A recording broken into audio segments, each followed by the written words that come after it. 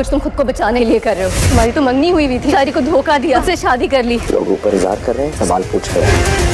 अब तो शुरुआत नहीं करा के।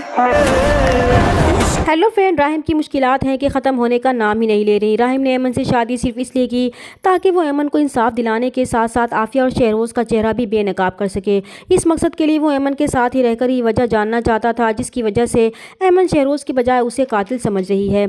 इस बात का यकीन था कि ऐमन पर ज़रूर आफिया की तरफ से प्रेशर है, तभी वो शहरोज़ के बजाय अपने कत्ल का जिम्मेदार उसे ठहरा रही है और अब वो इसे अपना तहफ़्फ़ुज़ देख कर वो खौफ ही ख़त्म करना चाहता है ताकि ऐमन बगैर किसी खौफ की असल हकीकत सबको बता दे।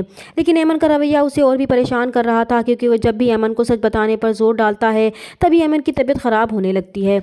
जब राहिम अली नवाज़ ऐमन को ज़बरदस्ती स्टेज पर लाता है तो ऐमन को ये सारा मंजर देखकर याद आने लगता है कि वो पहले भी यहाँ वेट्रेस की हैसियत से आ चुकी है। तो जहन पर बोझ पड़ने से उसे चक्कर आने लगते हैं और फिर उसे आहिस्ता आहिस्ता याद आने लगता है कि वो यहाँ राहिम अली नवाज़ की मंगनी में वेट्रेस के फ़राइज़ सरअंजाम देने के लिए आ चुकी थी और राहिम की मंगनी जुल्फ़िकार की बेटी माहिन से हुई थी। तो ऐमन सब कुछ याद आने पर गुस्से में स्टेज से उठकर अपने कमरे में चली जाती है। तो सब लोगों की नज़रों में अजीब से सवाल होते हैं, जबकि राहिम अली नवाज़ को ऐमन की इस हरकत पर बहुत गुस्सा आता है। वो फ़ौरन ऐमन के पीछे अपने कमरे में जाता है और गुस्से से ऐमन से कहता है कि वो समझती क्या है खुद को, ये तमाशा करके वो क्या साबित करना चाहती है, बाहर उनके वलीमे का फंक्शन चल रहा है, वो क्यों लोगों के सामने उनका ड्रामा बनाना चाहती है। तब ऐमन भी गुस्से में जवाब देगी कि ड्रामा तो वो लोग उसका बना रहे हैं, उसे सबके सामने बना संवार कर बिठा दिया है और वो सब मिलकर इसकी बेबसी का मजाक बना रहे हैं। लेकिन अब वो मजीद इस तमाशे का हिस्सा नहीं बन सकती क्योंकि वो जानती है वो ये सब कुछ खुद को बचाने के लिए कर रहा है। और फिर वो राहिम से ये भी कहती है कि उसे ये भी याद आ चुका है कि इसकी मंगनी तो माहिन से हो चुकी थी, इसने तो माहिन बेचारी को भी धोखा दिया और उसे शादी कर ली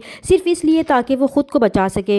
राहिम को ऐमन पर गुस्सा तो बहुत आता है लेकिन वो खुद पर कंट्रोल करता है क्योंकि पूरा घर मेहमानों से भरा हुआ था और वो मजीद कोई तमाशा नहीं लगाना चाहता था। इसलिए वो गुस्सा जब्त करते हुए ऐमन से कहता है कि इसे जो कुछ भी कहना या करना है वो सब बाद में आराम से कर ले, लेकिन अभी वो इसके साथ बाहर चले क्योंकि लोग ऊपर इंतजार कर रहे हैं और सवाल कर रहे हैं। तब ऐमन राहिम को जवाब में कहती है कि अब तक तो वो लोगों की बातों का जवाब देती आ रही है, जबकि वो तो शुरुआत में ही घबरा गया। तो राहिम के ज़ब्त का बंधन टूट जाएगा और अपना सारा गुस्सा कमरे की सजावट को तोड़ फोड़ कर निकालता है।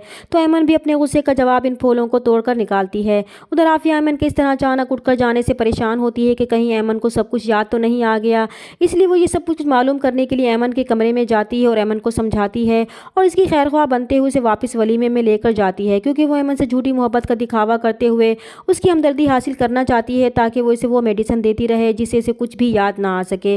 जबकि राहिम भी फिलहाल इस बात से बेखबर है कि आफिया इसके साथ क्या खेल खेल रही है। लेकिन बहुत जल्द राहिम के सामने इस हकीकत से भी पर्दा उठने वाला है जब राहिम को ऐमन के साथ रहते हुए ये बात समझ में आने लगेगी कि ऐमन झूठ नहीं बोल रही बल्कि दिमाग पर चोट लगने की वजह से उसकी याददाश्त मुतासिर हुई है।